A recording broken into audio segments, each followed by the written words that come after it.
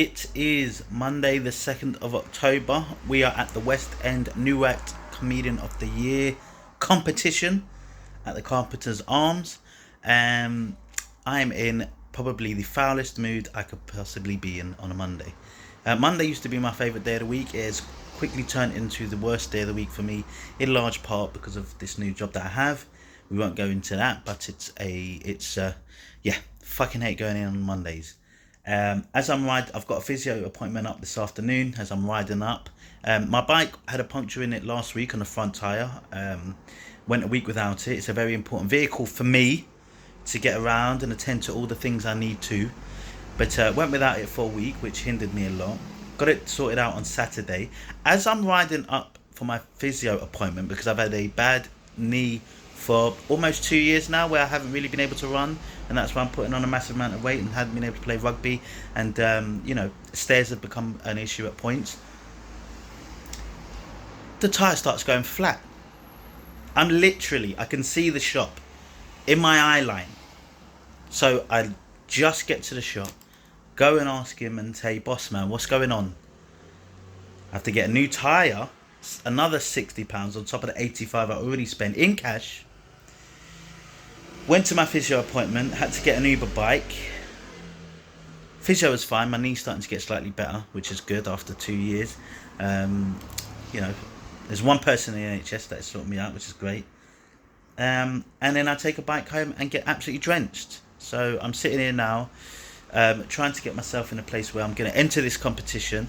We all know I do terribly at comps. We all know that when it comes to regular gigs and clubs, and I've been doing really well lately. I've said it a few times, passing the Gong Show, Frog and Bucket in Manchester. We know I mash and we know I murder on occasions. But when it comes to competitions, I am straight garbage. Dog shit, cannot get through. So we try and treat it as another gig. It's by a comedian I know I know of. He has some familiarity with my stuff. And also there's competitions for 35s and overs. I mean, I don't know if I should be happy or sad about that, but I still look good, so that's great. No one's going to believe I should be part of the competition, so that's probably why I won't get through this time. But we'll see how we get on. I don't know. I don't fucking know. I'm just I'm going to chill out now. Yeah, do my 5 and then get the fuck home.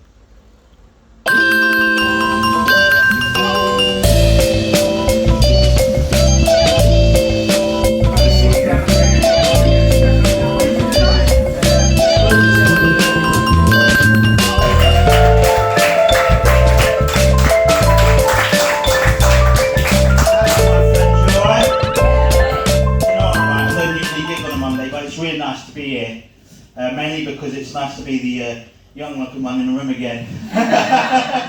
Oh my god. Look, no disrespect, but this reminds me when I used to volunteer in care homes. Really old fucks. Nice. Now I've killed the room. Let's go. I've got a question, right? We got any football fans in the house?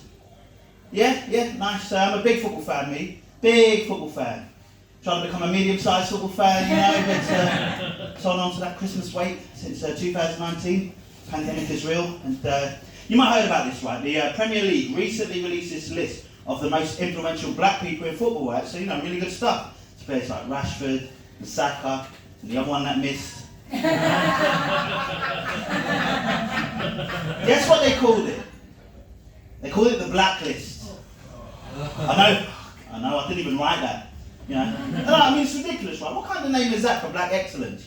What are these dickheads going to come up with next? The most influential Slovakians in football, call it a checklist. Idiots. And I don't know, right? I feel like in the last 2 years, people have tried to recognise black people in really odd ways, right? They had the term BAME, that got cancelled. The one I never understood was the term person of colour. How did that get through? Obviously you don't get it because you're white, but look, it's very convenient for you, I get it, but look, the term person of colour is someone that isn't white. Now for me, any term that puts me and Lucy Liu in the same category, it's got to be a mistake, right? She's a 5'2" Asian woman that looks like she could fit in most people's pockets, and I'm a 5'10", 18 stone black guy. I can barely fit in most smart cars.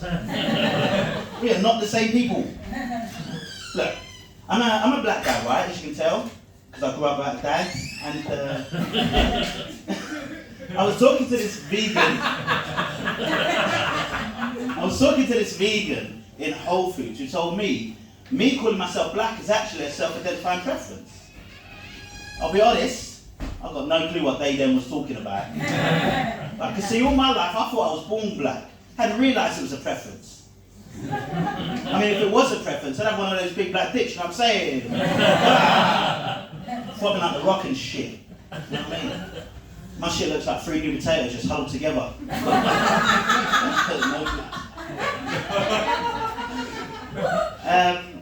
Give me a shout or a hand up if you do a cheer, right? Did anyone in this room grow up with a really annoying dad? Yeah. Yeah? Must be nice. He's showing off at this point. No, I grew up with a single mum, right? Wonderful single mum. You know, she was great growing up. Like, she did all the typical things that a dad would do growing up, right? Go out and play football. She talked to me about girls, what she called money grabbing whores. Her words, not mine, I don't mind them. Yeah. I mean, which really made no sense, really, because what were they going to take? My shoe? Yeah. I only had one of them, I don't know, isn't it? Handed down from generation to generation, that shoe. But, you know, look, she was great and stuff, but like, she could get really mad. No, she even taught me how to shave. Yeah, it was hard getting between those legs, but, you know. Come on, get it, really. I was a good son, what can I say? I'm a good boy. You know, I was a really good boy growing up. Like, whenever my mum would get angry with me, she'd tell me to go and get slippers so she could discipline me, and I fucking would. What an idiot, you know. But when she was really mad, she'd say shit to me like, you carry on with that shit, I'll send you to live with your dad. You know, which doesn't sound that bad really, but the only problem with that is, we didn't know where that was. Yeah? That's like some gangster shit. I felt like if I left my socks on the floor, I'd be sleeping with the fishes, man. It's hard. But, I grew up with a twin brother, so nice they made me twice. As my mum likes to say, 2 mistakes for the price of 1. Silly bitch. And nah, she's lovely, she's cool. But my twin brother, right, when people see me and my twin brother together, they say that we look exactly like each other. Which really pisses me off, because I think he's fucking ugly. Brothers, you know what I mean? It's hard looking in the mirror. But, you know, my twin brother's gay, you know, which is great. You know, when he came out, he wasn't really surprised though. You know, because we grew up together. You know, we played games. We used to play doctors and nurses. You know, that game where you kind of act out different characters in a hospital. Guess who my gay twin brother always wanted to be? Beyonce. Someone on their wrist, always. There's issues, I don't know. You know. But he came out, my twin brother came out when he was 18 years old. And, you know, he was saying like friends and family and stuff, which was great. But the only problem I had is that I'm a big homophobe. big homophobe. Trying to become a medium-sized homophobe, you know? Holding on to that hate. No, I'm not a homophobe. I used to bath naked with a gay guy. You guys have been absolutely wonderful. I've been cool, Sally. Thank you very much. Oh, Chris, everyone. A man so well regarded on the circuit as Bringers decided to sit over there. So please join me on the stage, CK. Woo! Please join me on the stage, Barry. Woo! And despite me deducting about 6 points from him because he's a prick, please join me on the stage, Chris. Oh. Yes,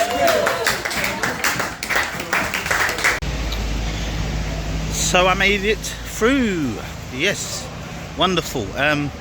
Very happy with that.